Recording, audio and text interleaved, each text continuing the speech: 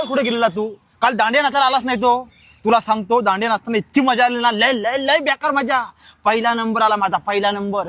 अच्छा म्हणजे काल तू दांडिया नाचा गेलेलास वाटतं. मग कोण कोण होता? कोण म्हणजे जागृती होती, अक्षू होती, राखी होती. म्हणजे इतक्या भारी होत्या ना की म्हणजे काही विचारूच नकोस. मी तसा काय चमडी आपलं म्हणजे चांगला माणूस मी आहेच, पण असं चमडीगिरी कधी करत नाही.